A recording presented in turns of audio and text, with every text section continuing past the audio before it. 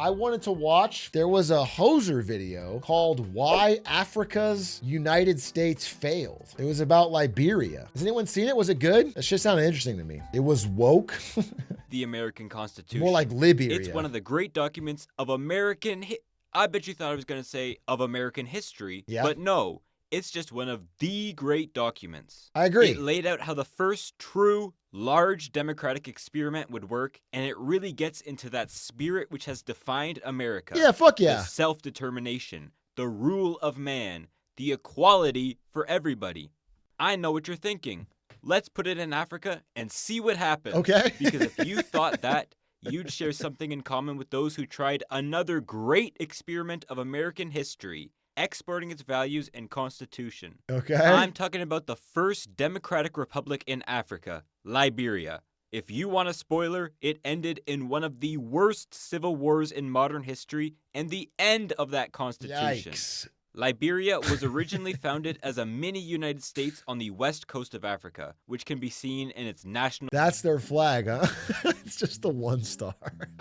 I did not know that was the Liberian flag. That's very funny. It's like copied the homework, but it's not 1 star. It's 1 state. The Lone Star country. Its cultural attitudes, and of course, its form of government. It's also a country that, like the USA, has always been defined by the politics of race.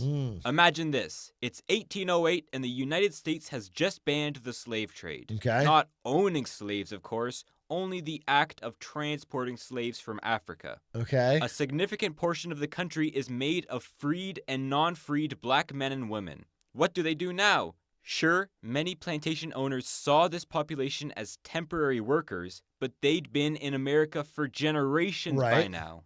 Well, a growing coalition of people suggested they should return to Africa and create a new nation. Oh, really? This That's where it comes coalition from? brought all sorts I don't of know anything people about Liberia. together.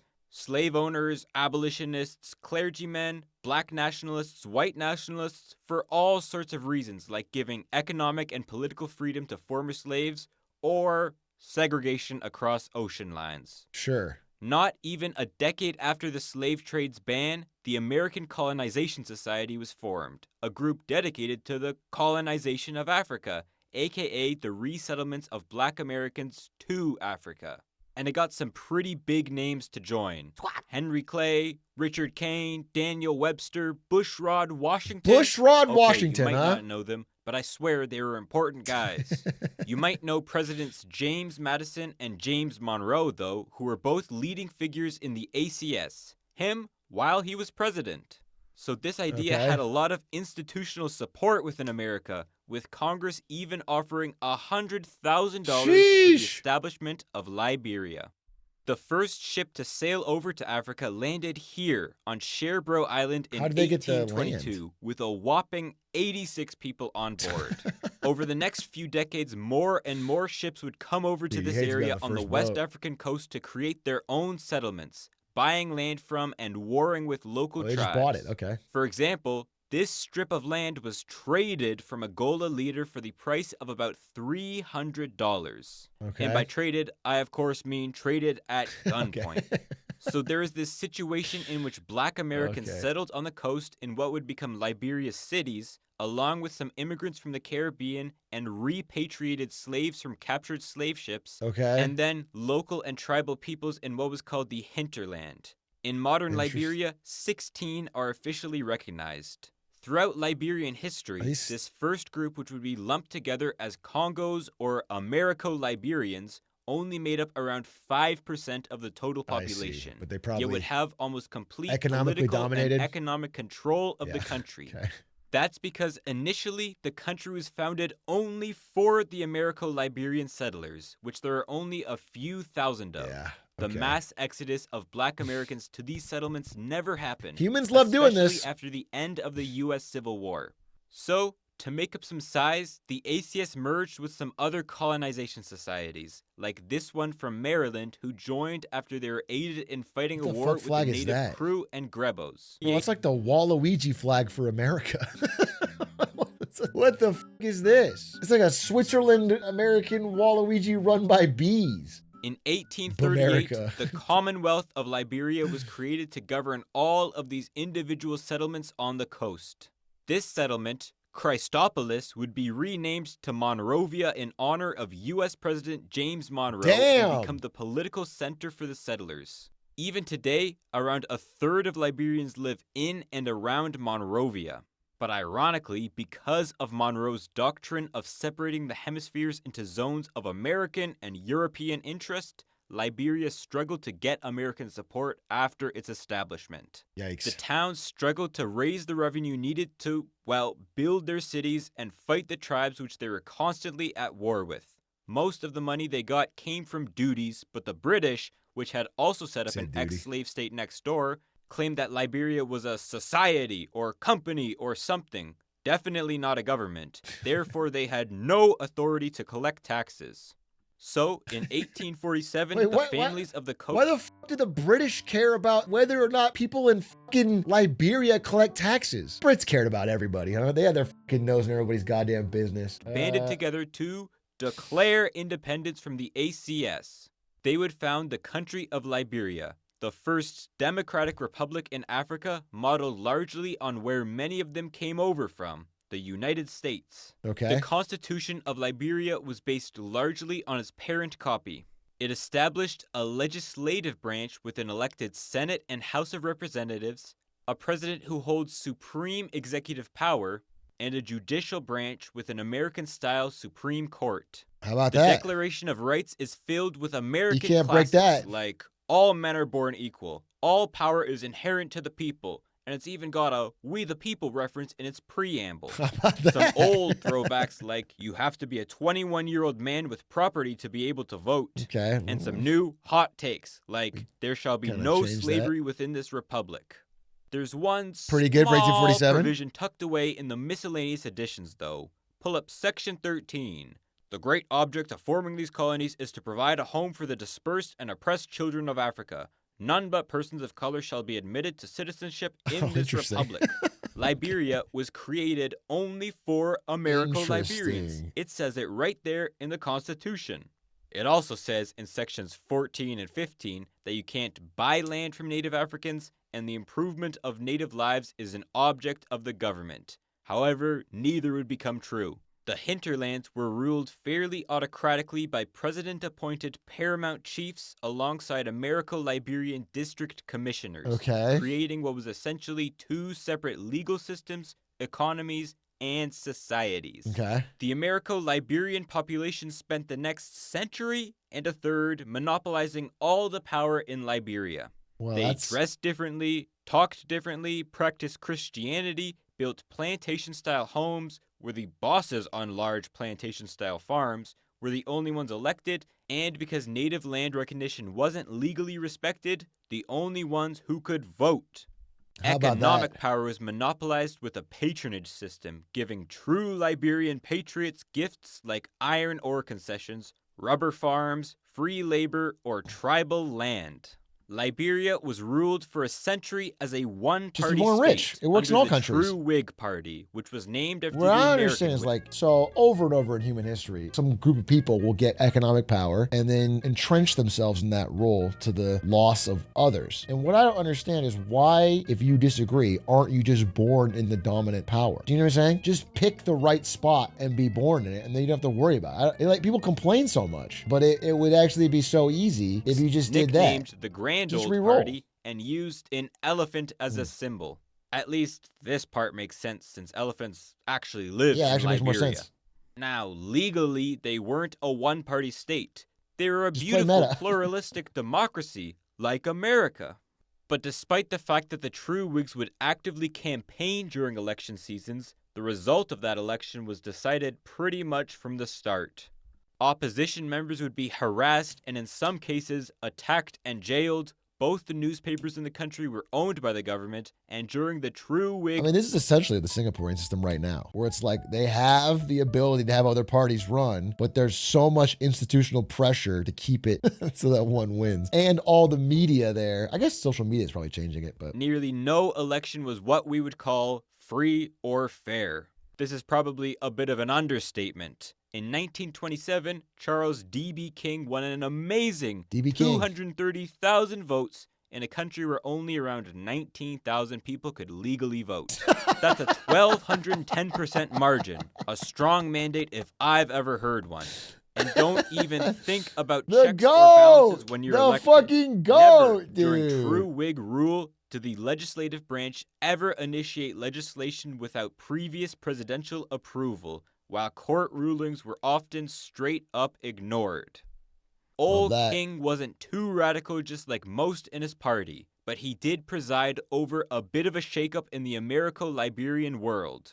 In 1930, a League of Nations report came out that the government was complicit in what was essentially slavery and a slave trade. They found forced labor practices and worker abuses on the Firestone Tire Company's rubber plantations. Labor for some public works would be diverted to high-ranking government officials and private citizens, and some crew and grebo workers were sent to the Spanish island of Fernando Po to work on cocoa plantations. Liberia was shunned from the world system, and King resigned from the scandal, marking what would become the peak of Americo-Liberian domination of society. The president, not after him, but the one after him, was Liberia's longest-serving and most transformational. I'm surprised that had any consequences at all. His open-door policy flooded the country with foreign investment, which promised to develop the whole country with modern infrastructure, though, to be fair, did help Americo-Liberian businessmen the most, who could benefit from fancy roads to new plantations. Right, and his unification policy was aimed at bringing tribal members into Liberian society. Okay. In 1945, the Constitution expanded the right to vote not just for property owners, but hut owners as well, since tribal land was only recognized to be in the name of the paramount chief. This gave the 3 hinterland provinces a whopping 6 out of 39 House seats, whereas before they had to pay once you let to the get hut owners start to vote, you just don't, it all goes to shit, all right? The hut owners they don't have the same smart opinions of house owners. Anyone can throw up a hut. It's like in your Minecraft server. If they have gold armor, they can't be voting, bro. It has to be diamond at minimum. Ideally, netherite only should be voting, okay, on the server rules. If they have fucking iron, it's just not. Native Liberians were brought into government jobs, although even in the government still traditionally worked more grunt labor jobs, making the country no green tops allowed. Institutionally stronger, maybe. Institutionally weaker, perhaps. Institutionally different, yes, and a major vibe shift for sure. And still, the trajectories of these 2 different people were too far gone after decades of neglect towards the tribes. Yep. In fact, many resources came from the hinterland, land and labor, but also with the introduction of a hut tax, financial and food resources hut as tax? well. This would be enforced through armed troops, the frontier force which fought many uprisings throughout Liberian history. Often, they'd live off the land, staying alive through the pillage of local villages. William Tubman, great reformer, died in 1971, succeeded by William Tolbert, okay reformer. It was during his presidency when the entire Americo-Liberian system came to a collapse. Okay, I swear to God I was just going to say this. It would have sounded so pre-watched, so I'm glad I didn't say it. This is what I was going to say, and I'm so glad I didn't say it because I wanted to make sure I don't sound pre-watched. There's so many times in history where there'll be like a brutal, repressive regime, and what actually breaks them is when they try to reform and fix it. It's like things are so bad, and then they ease up on the gas just a little bit. But because that opens the crack, everything falls apart, okay? It's like the fucking, glasnost and perestroika reforms in Russia and USSR. Once they try to be like, okay, we can make this work. We can fix some of these brutal problems. People want more. Of course they want more because you haven't undone any of the problems, and now they feel like they can actually make progress. And then it just collapses, dude. That's like a true running theme in history. Yeah, it's almost like it's too late. Like, I mean, it's hard to see what the counterfactual will be with continuing their oppression, because the reason they do the reforms is because it's like untenable to keep it. But it just feels like they very rarely reform strongly enough to maintain the system realistically. The first sign of instability was when he raised the price of rice by 50%, and because his family owned the rice monopoly, but this ended in student then national I'll riots. tell you right now, like in North Korea, bro, if they tried to like open up North Korea with some reforms, that whole shit would collapse. If they tried to do a perestroika type thing in North Korea, it would cause such radical change. The rice riots. Posture check? It's Shut the fuck up. usually a good barometer that a country is unstable when cities get burnt down from increased food prices rather than, I don't know, what we do now. Tolbert was out within a year of these protests, not by resignation, but by bullet. Who was in? Samuel Doe, who orchestrated the coup, executing him and 13 members of his government. One thing about Sam is he was Kron, not Americo-Liberian, and his gang was made of disgruntled tribal members who joined the previously all Americo-Liberian armed forces. While many in the outskirts were excited to have an indigenous leader, hoping for some sort of deep change in the country's political system, it became pretty clear just a few years into his reign that he was going to do exactly what the True Whigs did, Oh, shocker. just for the Crown instead. Another coup attempt was carried out by Thomas Fucking shocker, who dude. failed, was mutilated by Doe's guards, and dragged through the streets of Monrovia. Doe became increasingly paranoid and autocratic, persecuting members of the Gio and Mano tribes for their supposed role within the plot. As Americo-Liberians fled, bringing suitcases full of hard currency with them, Krons moved en masse to the capital, and in something straight out of Animal Farm, military and government roles were filled with Kron loyalists. Nothing was going to change under Doe's leadership, so the country remained unstable and ripe for yet another coup. This time, it was led by Charles Taylor, who was only half Americo-Liberian. Okay. He'd previously worked with Doe's government, but was exiled to the U.S. after being accused of stealing around $900,000 Well, he's not going to from steal a him. few. In America, because the government supported Samuel's anti-communist position, there was enough diplomatic sway to get him jailed.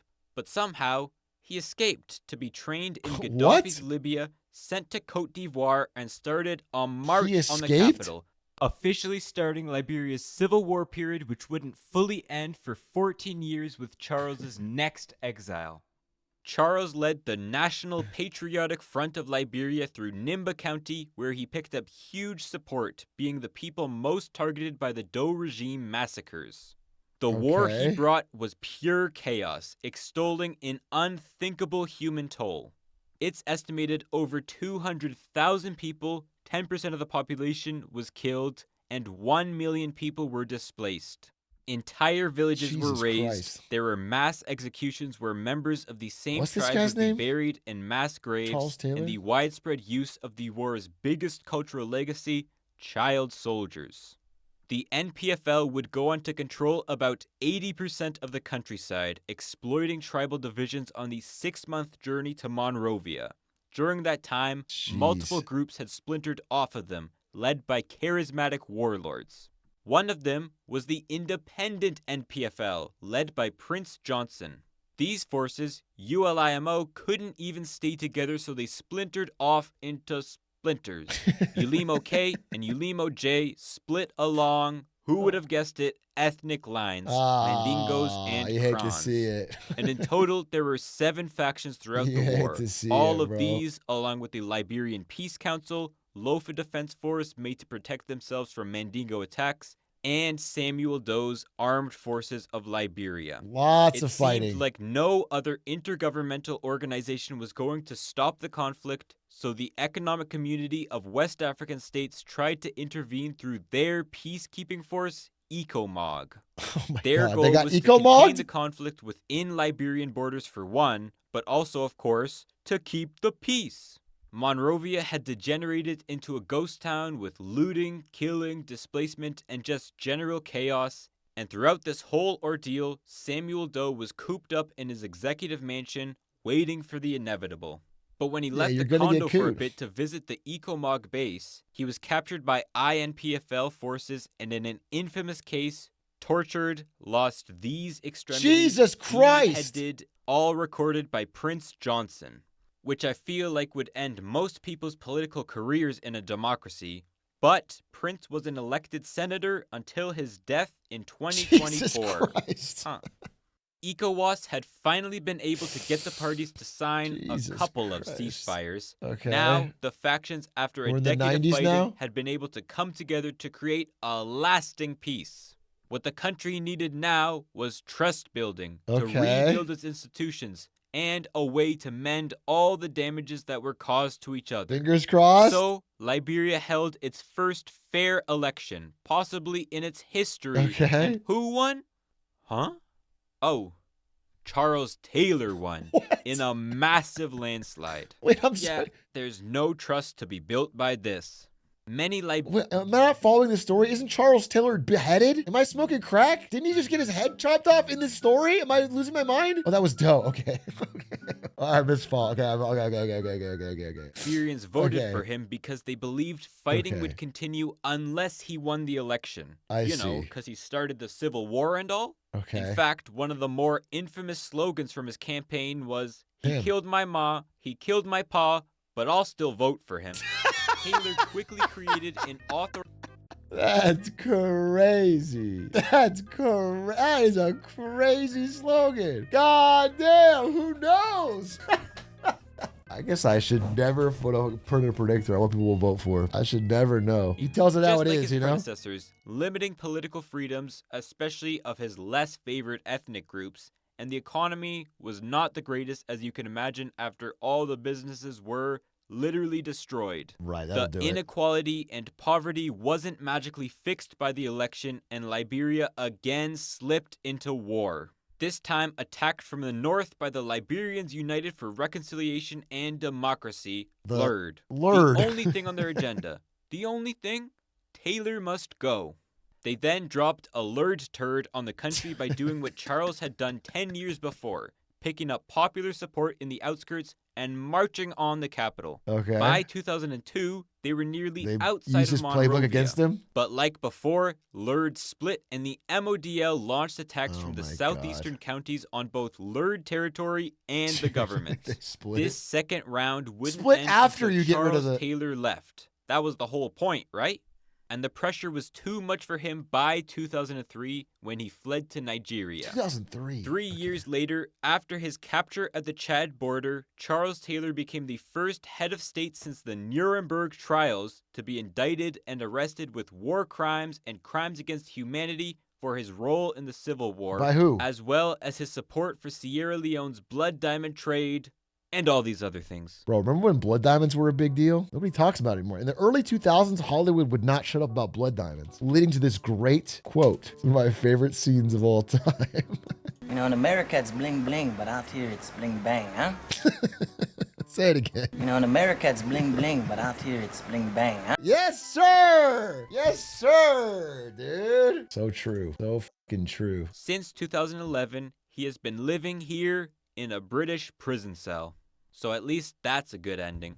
One of the themes of wow. the Civil War period was the attempt of tribal leaders not to change how ethnocentric Liberian society was, but just to place their group in charge of the country. Right. First, the Americo-Liberians built a completely unequal society under true Whig Party dominance. Then the Crons took over for a decade with Samuel Doe's coup, the Guios, Manos, Mandingos tried in the Civil War, and the Lofas in the Second Civil War.